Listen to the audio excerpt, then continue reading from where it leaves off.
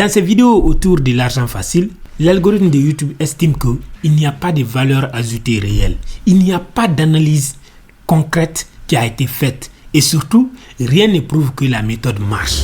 La deuxième raison, c'est la pression des annonceurs. YouTube est payé par ceux qui placent des annonces et avec cet argent-là, YouTube paye ceux qui créent ces contenus-là. Mais imaginez-vous, vous vendez des voitures et votre annonce de vente de voitures apparaît dans la vidéo de quelqu'un qui parle d'un site web avec des clics qui te fait gagner de l'argent. La troisième raison, c'est que YouTube veut procéder à un nettoyage stratégique. Moins de créateurs de contenu, mais plus de valeur. Gagner beaucoup d'abonnés tout de suite, gagner beaucoup d'argent tout de suite, gagner de l'argent sans fournir d'efforts, ça c'est pas YouTube. Une chaîne YouTube est un business. Un business prend du temps pour se développer. Un business, ça doit être fiable. En 2025, YouTube a procédé à la suppression de plus de 12 millions de chaînes YouTube qui parlent essentiellement d'argent et de business. À titre de comparaison, c'est comme si une entreprise procédait au licenciement massif de ses meilleurs employés. Parce que sans créateurs de contenu, il n'y a pas de YouTube. YouTube existe parce qu'il y a des créateurs de contenu qui créent des millions de contenus par jour et il y a des annonceurs qui payent beaucoup d'argent à YouTube pour que leurs annonces apparaissent dans ces contenus publiés par ces créateurs. Alors on se pose une question. Dans une niche que YouTube lui-même valorise plus que tout le reste, à savoir la niche sur le business, pourquoi YouTube risquerait de s'en prendre aux créateurs qui sont spécialisés dans ce domaine? Et surtout, des créateurs comme Ibrahim Kamara qui avait aujourd'hui plus de 650 000 abonnés sur YouTube, des millions de vues cumulées. Des créateurs comme Pierre Moni qui avait plus de 300 000 abonnés sur YouTube et des millions de vues cumulées. Et une deuxième question qu'on pourrait se poser, c'est pourquoi maintenant? Parce que ces chaînes-là existent depuis trop longtemps maintenant et ces chaînes sont spécialisées dans ce domaine-là depuis trop longtemps. Pourquoi aujourd'hui YouTube décide de revenir en arrière sur des vidéos qui datent même de 2 à 3 ans pour punir ces créateurs de contenu et supprimer même leur chaîne? Même si j'avais déjà une partie de la réponse, j'ai quand même décidé d'enquêter. Et dans cette vidéo, je vous apporte toutes les réponses dont vous avez besoin. Parce que la réponse facile serait que maintenant c'est les robots qui évaluent les chaînes. C'est une erreur monumentale. Non. Faux. Et je vais vous expliquer toute la problématique autour de ce sujet pour que vous évitiez de commettre les mêmes erreurs que ces personnes ont commises. Et surtout, que vous compreniez que YouTube ne s'est pas trompé. Au contraire, la politique de YouTube est la meilleure de toutes ces plateformes de réseaux sociaux. Et c'est pour cette raison d'ailleurs que YouTube reste aujourd'hui le chef au sommet en termes de rémunération et surtout des business plans. Avant de débattre du pourquoi du comment, il faut d'abord se poser une première question. Qu'est-ce que YouTube attend de toi en tant que créateur de contenu? Quand tu viens sur YouTube, tu veux gagner de l'argent. Quelles sont les règles auxquelles tu dois obéir? YouTube n'a pas changé ses règles, il les a juste renforcées. Tout créateur de contenu qui souhaite monétiser sa chaîne doit obéir à un certain nombre de règles. Tu dois être authentique, c'est-à-dire que tu dois créer tes propres contenus. Même s'il y a des vidéos sur l'internet qui prouvent qu'on peut gagner de l'argent avec l'IA automatisée, croyez-moi, je l'ai essayé. Et non seulement ça prend beaucoup de temps pour avoir un contenu original à partir uniquement de l'IA, mais surtout c'est très difficile de monétiser ce genre de contenu. L'effort que vous mettez dans un contenu l'IA par exemple est beaucoup plus important que l'effort que vous mettez dans un contenu original. Donc YouTube attend de vous que vous soyez honnête, que vous soyez travailleur, que vous fournissiez des efforts pour être récompensé. Alors, c'est quoi le rapport avec ces chaînes qui promettaient par exemple de l'argent facile? Parce que le point commun entre la plupart de ces chaînes qui ont été supprimées, c'est qu'ils parlaient de la possibilité de gagner de l'argent sans fournir d'efforts. Voici les règles que YouTube a renforcées. En 2025, les contenus générés par l'IA ont explosé sur la plateforme. YouTube a alors dû prendre des mesures pour stopper justement cette vague de contenus parfois inutiles, sans valeur et répétitifs. Un être humain n'aurait pas été capable d'évaluer tous ces contenus-là sur la plateforme. Si avant c'était des millions de vidéos qui étaient uploadées chaque jour, avec des contenus générés par l'IA automatisée, une seule personne pouvait désormais publier 5 vidéos. Multiplier ça par milliers, voire par millions de chaînes YouTube monétisées par jour, tu te retrouves avec peut-être des milliards de vidéos publiées par jour.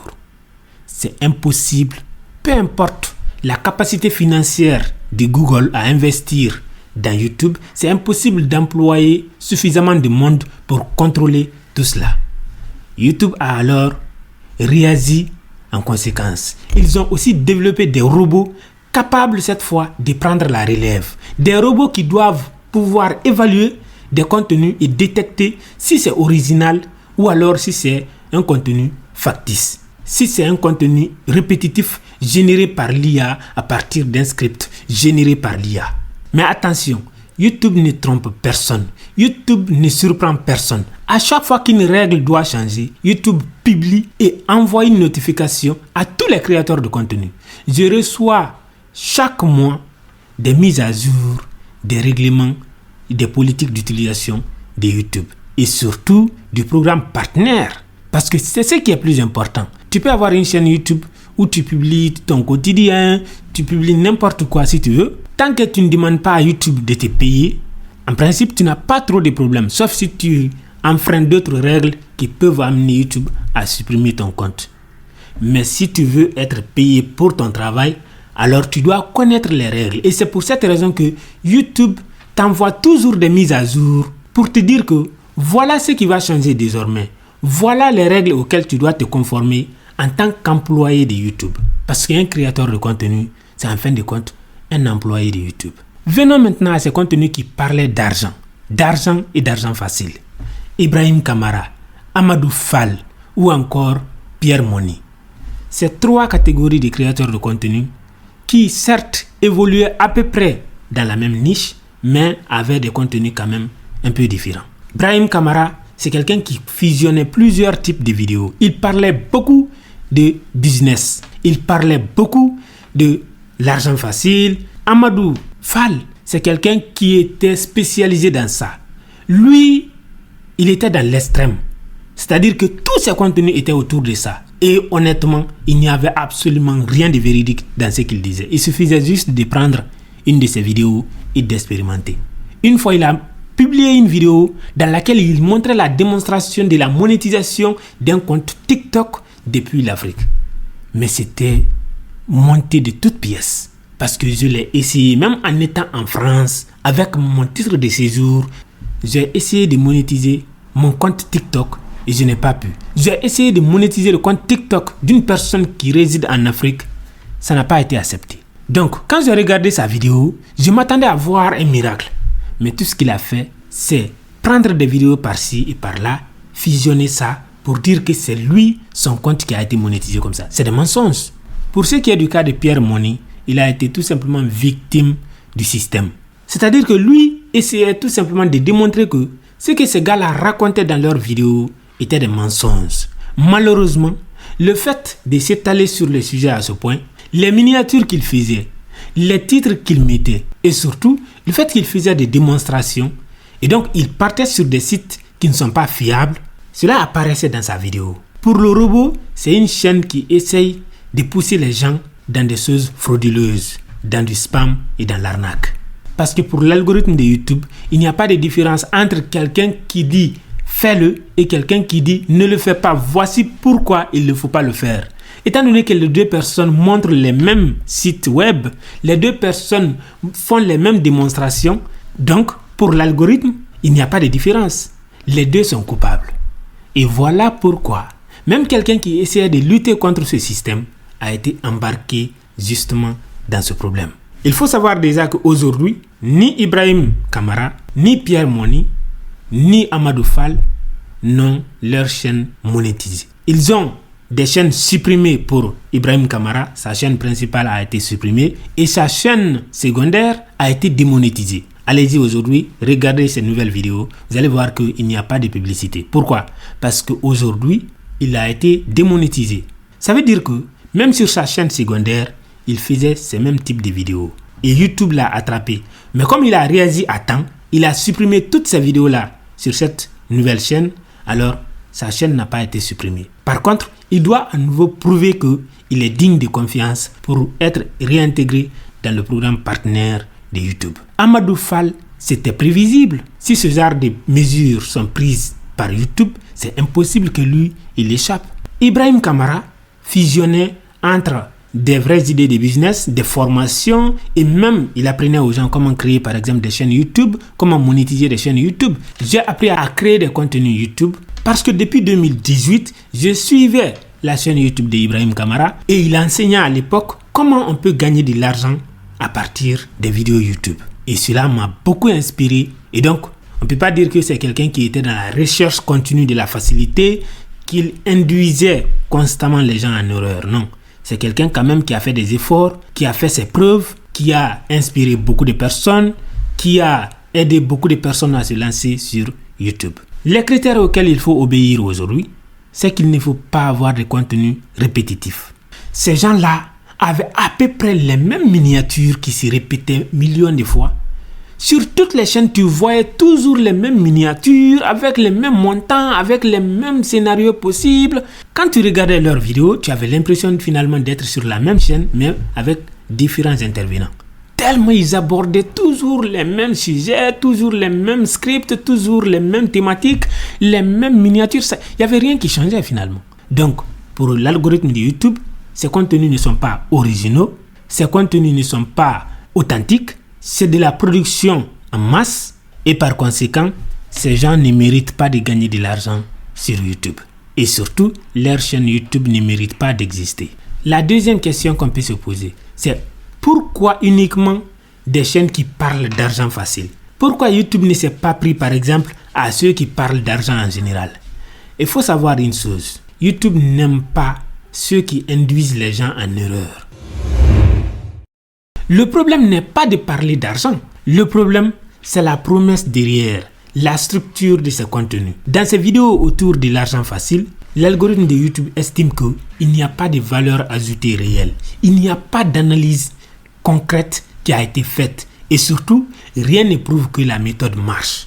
Donc concrètement, l'objectif de ces créateurs était tout simplement de manipuler l'algorithme de YouTube pour gagner de l'argent. Faire des vues sans pour autant apporter de la valeur à la communauté YouTube. Et ça, YouTube ne l'aime pas.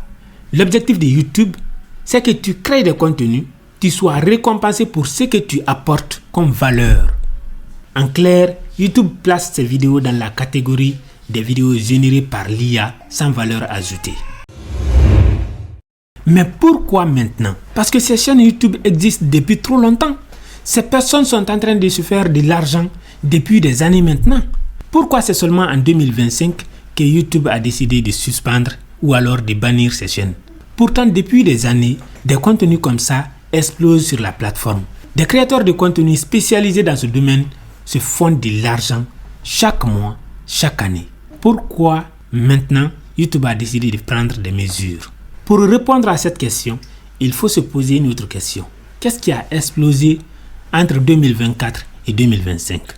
C'est l'automatisation. C'est la création des contenus par l'IA.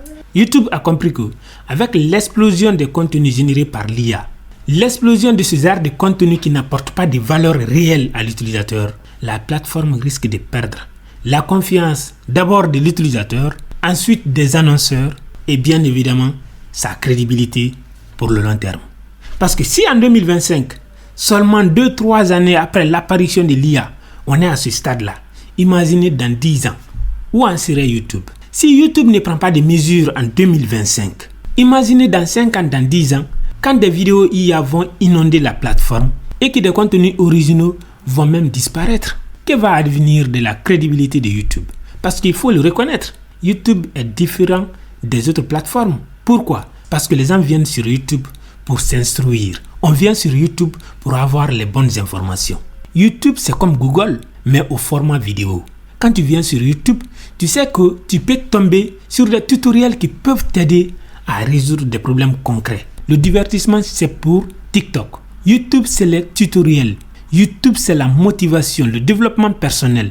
YouTube c'est pour progresser, apprendre. Donc si la plateforme est à la merci des outils IA qui peuvent injecter des vidéos de tout genre chaque jour, eh bien cette valeur-là va disparaître. Personne ne fait confiance à une vidéo générée par l'IA. Donc voilà l'une des raisons principales pour laquelle YouTube a décidé de réagir. Pour non seulement mettre un frein à l'IA, mais aussi à toutes ces personnes-là qui fonctionnent finalement comme l'IA. La deuxième raison, c'est la pression des annonceurs. YouTube est payé par ceux qui placent des annonces et avec cet argent-là, YouTube paye ceux qui créent ces contenus-là. Mais imaginez-vous, vous vendez des voitures et votre annonce de vente de voitures apparaît dans la vidéo de quelqu'un qui parle d'un site web avec des clics qui te fait gagner de l'argent. C'est comme si tu avais jeté ton argent à la fenêtre. Personne ne peut accepter ça.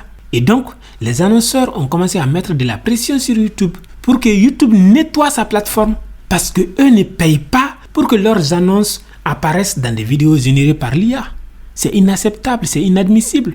Donc, YouTube a décidé de supprimer par la même occasion tous ces contenus trompeurs avec des promesses irréalistes et surtout qui sont considérés par l'algorithme comme du spam aujourd'hui.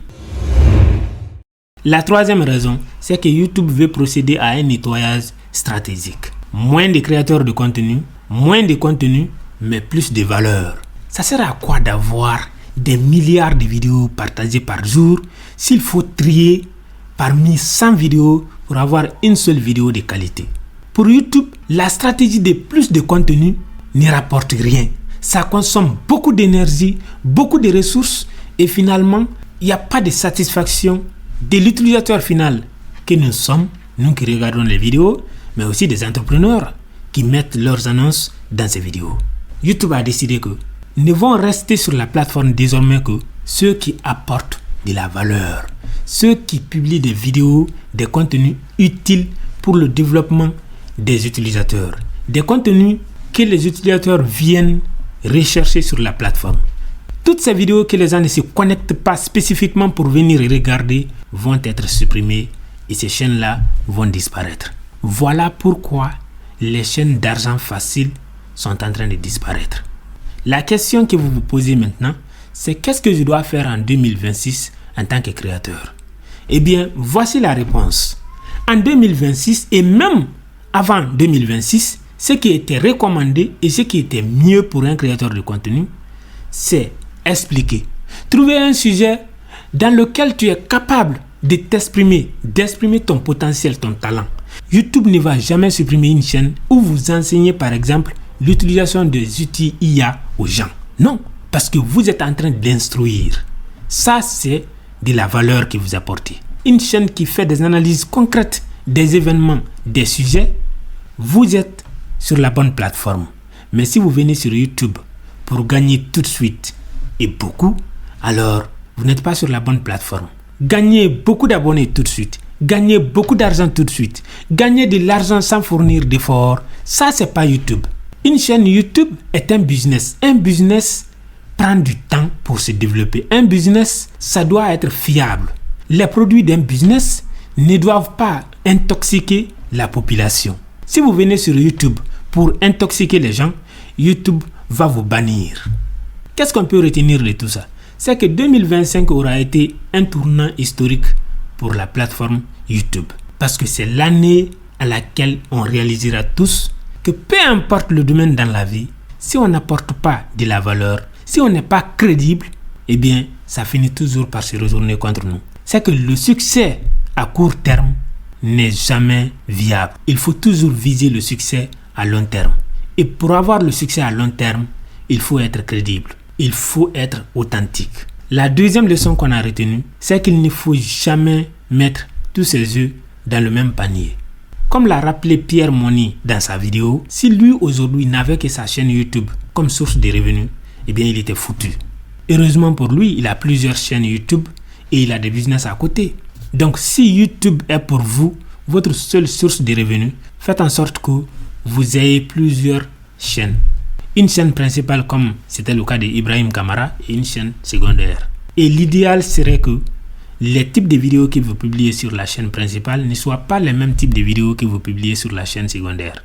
Cela va vous éviter de tomber par exemple dans le cas de Ibrahim Kamara aujourd'hui, qui voit sa première chaîne, sa chaîne à 650 000 abonnés, totalement bannie de la plateforme, et sa chaîne secondaire, qui était pourtant monétisée, être aussi démonétisée. Aujourd'hui, il doit faire des efforts, au minimum 3 mois, pour être monétisé à nouveau sur YouTube. Imaginez si aujourd'hui, il vivait au jour le jour de YouTube. Ça aurait été la catastrophe parce qu'il fait partie aujourd'hui de ceux qui vivent uniquement de YouTube. Mais bien sûr, avec tout le temps qu'il a passé sur YouTube à accumuler de l'argent, je suis absolument sûr qu'il a des business à côté. Donc, en 2026 et dans les années à venir, si vous devez vous focaliser à 100% sur YouTube, alors diversifiez-vous et créez plusieurs chaînes que vous développez en parallèle.